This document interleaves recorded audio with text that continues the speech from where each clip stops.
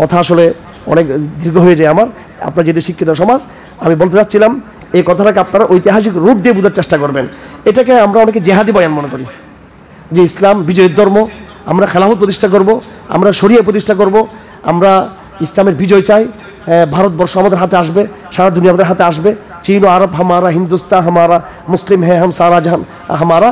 এটাকে আমরা Osama bin লাদেনের বয়ান মনে করি। এটা ওসামা বিন লাদেনের বয়ান না, মোল্লা ওমরের ব্যক্তিগত সম্পত্তি না, এটা হলো কোরআনের হিস্ট্রিক্যাল বয়ান। এটা যে মানব জাতি তার গ্রোথের ল হিসেবে, আইন হিসেবে শেষ পর্যায়ে এই মানব জাতির চূড়ান্ত মতবাদ হচ্ছে, মানব জাতির চূড়ান্ত ওয়ার্ল্ড অর্ডার হচ্ছে ইসলাম, মানব জাতির চূড়ান্ত এই সোশ্য ইকোনমিক সিস্টেমটা হচ্ছে ইসলাম, এবং এটাকে এস্টাবলিশ হতে হবে রাজনৈতিকভাবে, সামরিকভাবে, এবং আন্তর্জাতিক ইউনিভার্সাল সভ্যতায় এটা প্রতিষ্ঠিত হবে। এটা তার চূড়ান্ত মেসেজ। এটা কোরআনের ধারাবাহিক ইতিহাসের বয়ান। এটাকে এইভাবে নিতে হবে, এটা একাডেমিক জায়গাতে নিতে হবে। ইসলাম আগামীতে বিজয় হচ্ছে ইনশাআল্লাহ আজিজ। এটা আধ্যাত্মিক কোনো আশাবাদ নয়, এটা ঐতিহাসিক প্যাটার্নের বাস্তবতা। এটা ঐতিহাসিক প্যাটার্ন। কেউ যদি আধ্যাত্মিক রসুল ইসলামের সব হাদিসগুলো যদি বাদ দিয়ে দিই, কোরআনের মূল মেসেজ বাদ দিয়ে দিই, যদি আমি ইতিহাসের প্যাটার্ন পড়ি, তাহলে আমি স্বীকার করতে বাধ্য যে absolutely Islam processing to rise, processing to victory. Islam আর সব মতামত কিন্তু ধ্বংসের দিকে যাচ্ছে। এটা ঐতিহাসিক এই জায়গাটা বুঝতে হবে। এটা আমাদেরকে, আপনাদেরকে আমি এই জন্য বলতেছি যে বিষয়টা যেন আপনাদের মনে একটা আস্থা থাকে। এটা মোল্লাতান্ত্রিক কোনো বয়ান নয়, ইসলামের শরীয়তের বয়ান। এটা মোল্লাতান্ত্রিক বয়ান নয়, ইসলামের খেলাফত প্রতিষ্ঠার বয়ান। এটা আধ্যাত্মিক কোনো বয়ান না, এটা নিরহ কোনো বয়ান না, এটা কোনো আবেগের বয়ান নয়, এটা ডিবেটের বয়ান, এটা রেশনেবল বয়ান, এটা বুদ্ধিভিত্তিক বয়ান, এটা ইন্টেলেকচুয়াল বয়ান। ইসলাম শরিয়া প্রতিষ্ঠা করবো আগামী দিনে। আমার এই কথাগুলো মনে রাখলে আগামী 10, 20, 30 বছর পরে মানচিত্র দেখবেন পৃথিবীর ইতিহাসের।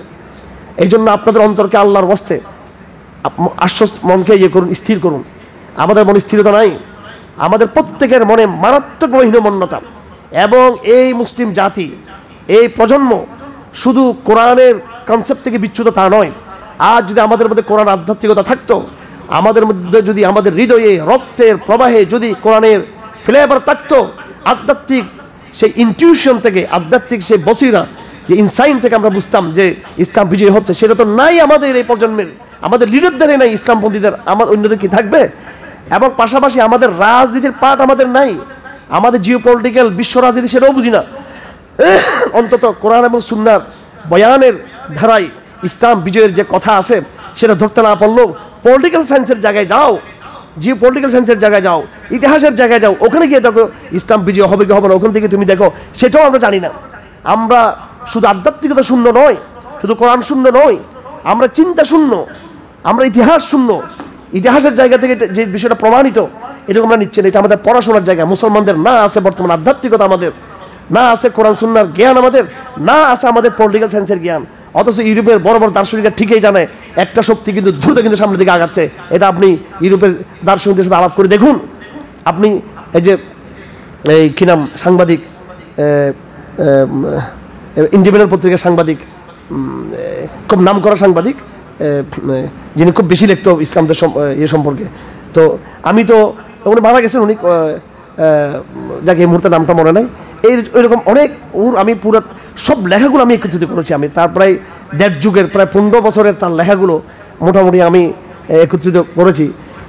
সে বারবার ইউরোপের সমালোচনা করতো এবং ইসলাম মুসলিম বিশ্বের ক্রাইসিস নিয়ে, এবং উনি আল কায়দার অত ওসামা বিন লাদেন রহমতুল্লাহ আলাইহির সাথে উনি ওইসব বারবার সাক্ষাৎ করে সারা বিশ্বকে সে নাড়া দিয়ে ফেলছিলেন। এবং এই নাড়া দেওয়ার পরে তখন ব্রিটিশ টিভিতে যখন সাক্ষাৎকার দিচ্ছিলেন, তখন এই যিনি মডারেটর ছিলেন, হোস্ট, উনি জিজ্ঞেস করতেছেন যে কী ব্যাপার, আপনি ওখান থেকে এসে কি মাথা নষ্ট হয়ে গেছে আপনার? তো বলছে হ্যাঁ, ওসামা বিন লাদেন আমার শ্বশুর, সেজন্য ওর মেয়ে বিয়ে করে আসছি আমি এখানে, এই জন্য। মানে এটা একটু কৌতুক করে বললো আর কি। অর্থাৎ আমার মাথা ঠিক আছে। হে ইউরোপবাসী, আমেরিকাবাসী, বাস্তবতা বোঝার চেষ্টা করো, বিশ্ব কিন্তু কোন দিকে যাচ্ছে। পুরো ইন্ডিপেন্ডেন্ট পত্রিকা, ব্রিটিশ পত্রিকা, তারা ধাপ বেরিয়েছে লেখাগুলো লেখে, পুরো তাদের এই বড় বড় গোয়েন্দা সংস্থাগুলোকে বিশ্বের এরা টনক নড়ে দিয়েছে এই সমস্ত লেখাগুলো লেখে। এবং এখনও যারা নিরিবিলিভাবে যারা চিন্তা করে ইউরোপ আমেরিকাতে বড় বড় দার্শনিক, এরা বুঝতেছে যে ইসলাম একটা উদীয়মান মহা এক শক্তি, ইসলাম উদীয়মান। এবং আগামীতে তারা কীভাবে আপোষ করবে ইসলামের সাথে, ওই পন্থায় তারা কিন্তু কি আগাচ্ছে। পুরো খ্রিস্টান বিশ্ব এইভাবে আগাচ্ছে কিন্তু, এবং অন্য বিশ্বগুলো। এখানে মূল দুষ্টমিটা করতেছে ইহুদিরা খ্রিস্টানদেরকে বারবার পিছন থেকে টেনে ধরে। এরা পুরো, আমি জেনে শুনে কথাটা বলতেছি ভাই, এরা পুরো ইউরোপ, পুরো বিশ্বশক্তি একটা আপোষের দিকে যেতে যাচ্ছে ইসলামের সাথে। এরা মেনে নিচ্ছে এই বাস্তবতাকে, কিন্তু ওই ইহুদিরা তাদেরকে, কারণ এদের কাছে অস্ত্র, এদের কাছে মানি, এবং এদের টার্গেট দাজ্জালের, এই জন্য তারা এই পুরো বিশ্বশক্তিকে তারা কিন্তু অন্ধ বানিয়ে রাখছে। তারা কিন্তু মূল কনস্পাইরেসি তারা করতেছে। তো যাই হোক, আমি